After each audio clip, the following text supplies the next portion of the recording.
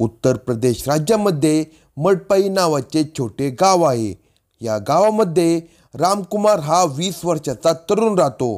गावापासून कॉलेज लांब असल्याने त्याने बाहेरून ॲडमिशन घेतले होते, त्यामुळे त्याला केवळ परीक्षा किंवा कधीतरी कॉलेजला जावे लागत होते। इतर वेळी तो घरची शेती करत होता। 22 तारखेला सोमवारी तो पहाटेच पिकाला पाणी सोडण्यासाठी म्हणून घरातून बाहेर पडला।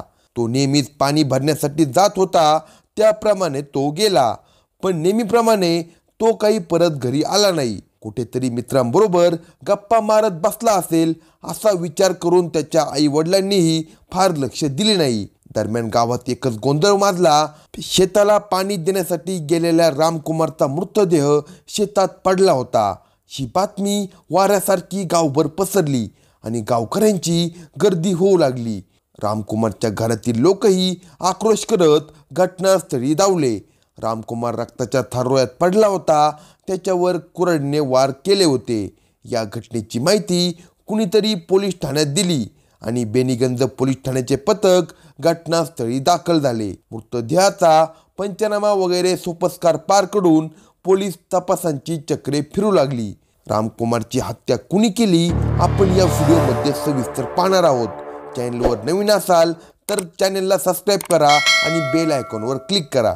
एक छोटे गाव, मोजकी लोकसंख्या, त्यातही एकमेकांशी रक्ताचे नाते असल्याने रामकुमार सारख्या नवतरुणाची हत्या कुणी आणि का केली हे मोठे कोडे होते। मात्र त्याचे उत्तर या छोट्या गावात पोलिसांना लगेच सापडण्याची शक्यता दाट होती। पोलिसांचा संशय खरा निघाला। घटनेनंतर लगेचच पोलिसांना एक धागा सापडला। पोलीस गावातील चर्चेचा मागोवा घेत मारेकऱ्यापर्यंत पोहोचण्याचा प्रयत्न करत होते। सारेच अचंबित करणारे होते। रामकुमार कॉलेजची पायरी चढला होता। जवानीच्या उंबरठ्यावर त्याच्या मनात तारुण्य सुलभ भावना फुलू लागल्या। श्रीदेहाचे आकर्षण निर्माण झाले। त्याची नजर भिरभिरू लागली। नवतरुणीच्या कोवळ्या देहापेक्षा त्याला आंटीच्या भरलेल्या देहाचे जास्त आकर्षण वाटत होते। वयाने जास्त असलेल्या स्त्रियावर त्याची नजर खेळत होती। तो गावातील महिलांकडे एकटक बघत होता। त्याच्या मनातील कामुकता हळूहळू नात्यातील महिलांनाही जाणवू लागली होती। नात्यातीलच एका तरुणीला या 18-19 वर्षाच्या कोवळ्या मुलाचे आकर्षण वाटू लागले होते। तसे पाहिले तर ती त्याच्यापेक्षा 4-5 वर्षाने मोठी होती। तिचा अजून विवाह झाला नव्हता। तिचे 2 भाऊ विवाहित होते। तिच्यासाठी स्थळ शोधणे सुरू होते। ती रामकुमारला नात्याने आत्या लागत होती। आत्या आणि भाचा असे हे नाते होते। मात्र या नात्यालाच वासनेची आग लागली। नात्याची राखरांगोळी झाली। नातेसंबंधामुळे दोघांमध्ये बोलचाली होत होती। हळूहळू नात्यापेक्षा पुढचे काहीतरी दोघात सुरू झाले होते। दोघांच्यात नजरेचा खेळ रंगू लागला। तो तिच्या देहावर नजर फिरवू लागला, तेव्हा ती त्याला त्याचे मनसोक्त दर्शन घडवू लागले। हे लक्षात येऊन तो गांगरला तर ती हसून त्याच्या डोक्यावरून हात फिरवत होती, त्याच्या गालाचा चिमटा काढत होती। एकदा त्यानेही तिच्या दंडाला चिमटा काढला, तेव्हा ती चिडण्याऐवजी खिदळली। तसा तो चेकाळला। आता त्याचा हात तिच्या पाठीवर आणि पोटावर फिरू लागला, तरी तिचा आक्षेप नव्हता। मग त्याचे धाडस वाढले।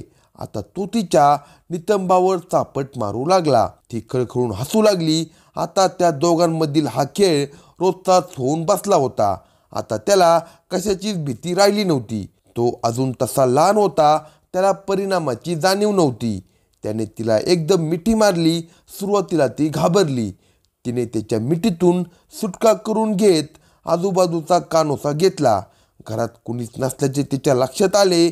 बहुतेक लोक शेताकडे गेल्याने ती घरात एकटीच होती। हे लक्षात येताच तिने त्याला जवळ बोलवले। त्या दोघांच्याही मनात वासनेची आग भडकली होती। त्यांनी नात्याला काळीमा फासत ते वासनेच्या दलदलीत लोळण्यास तयार झाले होते। तो दिवस संपून दुसऱ्या दिवशीही दुपार कधी झाली याचे त्यांना भानच नव्हते। त्याला तिच्याकडे जाण्याची जितकी घाई होती, तितकीच तीही त्याची आतुरतेने वाट पाहत होती। आता तिने पूर्ण तयारी केली होती। 25शी पार केली तरी लग्न जमत नसल्याने काम सुखासाठी आसुसलेल्या त्या तरुणीने कोवळ्या भाच्याकडून सुख घेण्याचा निर्णय घेतला। तो तर कोणाबरोबरही शरीर संबंध करण्यास आतुर होता। ही कामातुरता सगळ्या भीतीला नात्याला संपवणारी होती। घरात शिरताच त्याने तिला मिठीत घेतले. त्याची चुंबने घेत ती त्याला आतल्या खोलीत घेऊन गेली. तिच्या अंगावर केवळ गाऊन होता, त्यामुळे तिच्या जवानीचा खजिना खुला व्हायला वेळ लागला नाही. तिचे ते भरलेले नागडे शरीर पाहून तो पिसाट झाला. तो तिच्यावर तुटून पडला. दोघे एकमेकाला भिडले. जे करायचे ते लवकर करावे लागणार असल्याने जास्त वेळ वाया न घालता दोघे समागमात मग्न झाले. दोघेही पहिले शरीर सुख भोगत होते. नव्या अनुभवाचा आनंद लुटत ते शांत झाले. पण या सुखाची त्यांना चांगलीच चटक लागली. वेळ मिळेल, संधी मिळेल तेव्हा ते एकमेकांना मिठीत घेऊ लागले आणि संभोग करू लागले. कधीही त्यांच्यात चेष्टा मस्करी चालायची. तो तिच्या अंगचटीला जात होता. हे सगळे चोरीचुपे सुरू आहे, कोणाला काही कळणार नाही असे त्यांना वाटत असले तरी त्यांच्या वागण्यातील फरक अनेकांच्या लक्षात आला. तशी त्या दोघांवर बंधने आली. ते पूर्वीप्रमाणे बिनधास्त बोलू शकत नव्हते. भेटण्यात अडचण येत होती, हे संधी शोधून भेटत होते. हा प्रकार जेव्हा तिच्या मोहित आणि राहुल ह्या भावांना समजला तेव्हा ते भडकले. त्या दोघांमध्ये प्रेमसंबंध निर्माण झाले आहेत असे त्यांना वाटले. त्यामुळे त्यांनी बहिणीला आणि पुतण्या रामकुमारला समजावून सांगितले. तेव्हा त्याने कानावर हात ठेवले.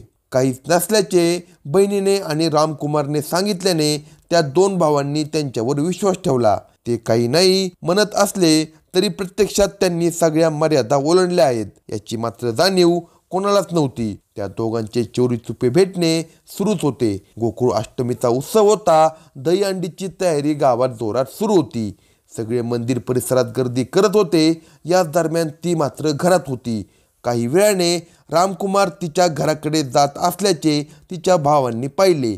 आपली बहीण घरात एकटी असताना हा तिला भेटायला निघाला असेल असा संशय त्यांना आला. एका भावाने दुसऱ्याला सावध केले. इकडे तिकडे पाहून हळूच दोघे भाऊ घराकडे निघाले. तिकडे घरात शिरताच रामकुमारने तिला मिठी मारली. तिनेही त्याला मिठीत आवळत चुंबन घेण्यास सुरुवात केली. सगळा कार्यक्रम लवकर उरकायचा अशी त्यांची धडपड होती.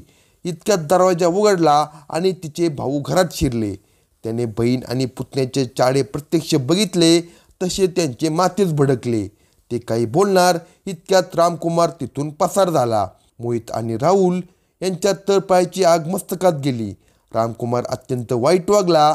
त्याचा काटा काढलाच पाहिजे या निर्णयावर त्या दोघांचे एकमत झाले. काहीही झाले तरी त्याला सोडायचे नाही असे त्यांनी ठरवले. आता वाद केला तर आपलीच आबरू जाईल या भीतीने ते गप्प राहिले.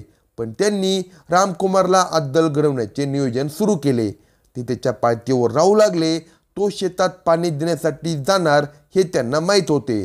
त्याचवेळी डाव साधण्याचे त्यांनी ठरवले. सोमवारी एकीकडे रामकुमार शेताकडे निघाला तेव्हा राहुल आणि मोहितही शेताकडे गेले. शेतात रामकुमारला एकट्याला गाठून त्यांनी त्याच्यावर कुऱ्हाडीने सपासप वार केले. त्याला ठार मारून ते शेतात लपून बसले. आता हा मामला थोडा शांत झाला की बहिणीलाही ठार मारायचे असे त्यांनी ठरवले होते. पण रामकुमारच्या खुनानंतर गावात खळबळ माजली. लोक जमा झाले. पोलीस घटनास्थळी दाखल झाले. लोकांची गर्दी, फौजफाटा यामुळे ते दोघे रानातच लपून राहिले. गर्दी कमी होण्याची ते वाट पाहत होते. पण पोलिसांनी गतीने तपास करून खुनामागचे कारण शोधले होते. तिचे भाऊ कुठेच सापडत नसल्याने पोलिसांनी अखेर त्या दोघांचा शोध सुरू केला. अखेरीस ते शेतात लपून बसल्याचे दिसून आले. त्या दोघांना ताब्यात घेतल्यानंतर या खुनामागचे कारण उघड झाले. तसेच पोलिसांनी दोन भावांना तातडीने अटक केली म्हणून त्यांच्या बहिणीचा जीव वाचला. अन्यथा या प्रेम प्रकरणातून 2 खून झाले असते. वासनेच्या आहारी जाऊन केलेल्या अविचाराने किती भयानक घटना घडू शकते याचा प्रत्यय या गोष्टीने येतो. अशाच नवनवीन क्राईम स्टोरी ऐकण्यासाठी कलम 302 या मराठी चॅनेलला सबस्क्राईब करा आणि आपल्या प्रतिक्रिया कमेंट बॉक्समध्ये कळवा.